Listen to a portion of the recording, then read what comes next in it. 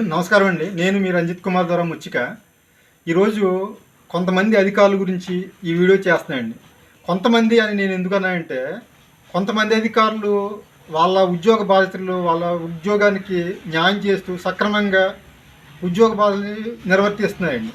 కానీ కొంతమంది అధికారులు అవినీతి పనులు కొమ్ము కాస్తూ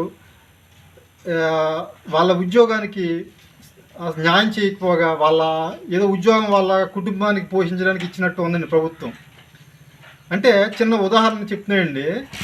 చాలామంది ఏమంటున్నారంటే, మనకి న్యాయస్థానాలు ఉన్నాయి కదా, జిల్లా కోర్టులు, హైకోర్టు, సుప్రీంకోర్టు, అలాగే ఎస్టీ కమిషన్, రాష్ట్ర ST commission, national ST commission అంటున్నారు, హ్యూమన్ రైట్స్ ఇటువంటివి ఉన్నాయి కదా అంటున్నారండి.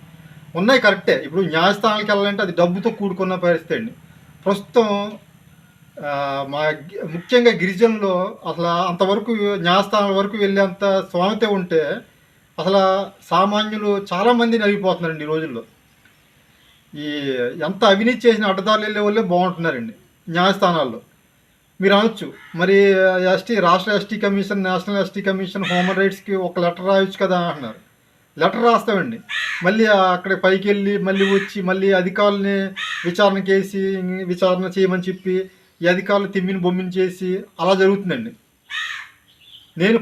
నేను ఇప్పుడు ఇవన్నీ ఉంటే న్యాయస్థానాలు, ఎస్టీ కమిషన్లు, హ్యూమన్ రైట్స్ అక్కడ వరకు వెళ్ళేలాగా ఉంటే అసలు ఉద్యోగస్తులు ఎందుకండి?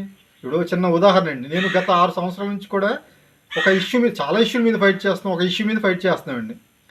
అప్పుడు జిల్లా కలెక్టర్ గారికి 2019లో అర్జీ పెట్టుకుంటే మన ఐటీడీఏపీఓ గారి దగ్గర డిఎల్ఎస్సి మీటింగ్ విచారణ జరుగుతుంటే మన పోలవరం తహసీల్దార్ గారిని విచారణ చేయమని చెప్పి అన్నారండి. 2018లో ఎంఆర్ఓ గారు సరిగ్గా ఇచ్చేయలేదండి, విచారణ చేయలేదు.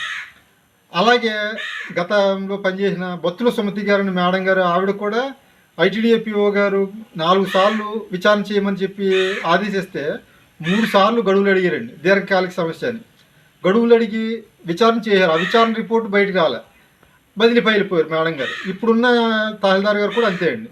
నేను చెప్పేది ఏంటంటే, అవినీతి పనులపైన చర్యలు తీసుకోమని అన్ని ఆధారాలు ఉన్నా సరే చర్యలు తీసుకోమంటే తీసుకోరు. ఈ అధికారులు ఇలా చర్యలు తీసుకోవట్లేదు, వాళ్ళకి అనుకూలంగా వ్యవహరిస్తున్నారు, మాకు తప్పుడు సమాచారం ఇస్తున్నారని పీజీఆర్ఎస్లో గ్రీవెన్స్లో అప్లై చేసినా సరే చర్యలు తీసుకోవట్లేదు. ఒకవైపు ఏంటంటే జిల్లా కలెక్టర్ గారు ఏమంటున్నారండి, పీజీఆర్ఎస్లో పెట్టిన ఫిర్యాదులను ఎప్పటికప్పుడు పరిష్కరించాలన్నారు. పోటీతత్వం అంటే మన ఫిర్యాదుల్ని పోటీతత్వంతో పరిష్కరించాలని ఆదేశిస్తున్నారు. కానీ కింది స్థాయిలో మాత్రం ఉద్యోగులు ఎందుకో అసలు పట్టించుకోవట్లే. ఈ వీడియో చూసిన తర్వాత మన జిల్లా కలెక్టర్ గారు స్పందించి, నేను గతంలో చాలాసార్లు చెప్పానండి, విత్ ఎవిడెన్స్తో సహా చెప్తున్నాను. ఇప్పుడు ఒకవేళ నేను తప్పు చేసినా నా మీద చర్యలు తీసుకోమని అంటున్నాను. ఇప్పుడు తప్పు చేసిన వాళ్ళ మీద చర్యలు తీసుకోరు, వాళ్ళని వెనక వేసుకొచ్చిన అనుకూలంగా ఉన్న అధికారులపై చర్యలు తీసుకోరు. కనీసం మేము తప్పుడు సమాచారం ఇస్తే మాపైన చర్యలు తీసుకోమంటున్నాం. మా దగ్గర అన్ని ఎవిడెన్స్ ఉన్నాయి కాబట్టి నా మీద ఏం చర్యలు తీసుకోలేకపోతున్నారు. కాబట్టి ఈ వీడియో చూసిన తర్వాత మన జిల్లా కలెక్టర్ గారు 2018 నుంచి ఇప్పటి వరకు ఉన్న పోలవరం తహసీల్దార్ గారు, అలాగే గతంలో పనిచేసిన ముఖ్యంగా బొత్తుల సుమతి గారిని మేడం గారిని పైన విచారణ చేయాలని చెప్పి సమగ్రంగా విచారణ చేసి చర్యలు తీసుకోవాలండి. ఇంకోటండి, ఈ సందర్భంలో ఇంకోటి చెప్తున్నాను. 2011-12 సంవత్సరంలో పోలవరం మండల సమాఖ్యలో డ్వాక్రా సంఘాలకు సంబంధించి 91 మంది గిరిజన లబ్ధిదారులకి సొమ్ము 3 లక్షలు స్వాహా చేశారండి. ఆ స్వాహా చేసిన విషయం అప్పుడు 2012 డిసెంబర్ 19వ తారీఖున ఐటీడీఏపీఓ గారు ధృవీకరించారు. అలాగే జిల్లా గ్రామీణాభివృద్ధి పీడీ వై రామకృష్ణ గారు అప్పుడు పోలవరం పోలీస్ స్టేషన్లో క్రిమినల్ కేసులు కూడా పెట్టారండి, స్వాహా చేసిన వారిపై చర్యలు తీసుకోమని. కానీ జంగారెడ్డి కోర్టులో మాత్రం ఎవిడెన్స్ ఏమి ఇవ్వలేదని చెప్పి కొట్టేశారటండి. ఎవిడెన్స్ ఎందుకు ఇవ్వలేదండి? ఇప్పుడు 91 మంది గిరిజనులు రిటర్న్గా రాసి సంతకాలు పెట్టిన ఎవిడెన్స్ ఉన్నాయి, అప్పుడు విచారణ చేసి ఇచ్చేశారు. ఆ ఎవిడెన్స్ బట్టి పిఓ గారైనా జిల్లా పీడీ గారైనా క్రిమినల్ కేసులు కట్టమని పోలవరం పోలీస్ స్టేషన్లో పెట్టారు కేసు.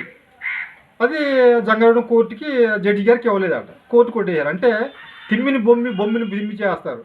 మా గిరిజనుల సొమ్ము స్వాహా చేసిన వాళ్ళ మీద కూడా అధికారులు ఏ ప్రలోభాలు పడ్డారో ఏంటో తెలియదు. కానీ 91 మంది రిటర్న్గా రాసి ఇచ్చిన సంతకాలు చేసి ఇచ్చినవి కోర్టుకు సబ్మిట్ చేయలేదని కేసు కొట్టేశారు.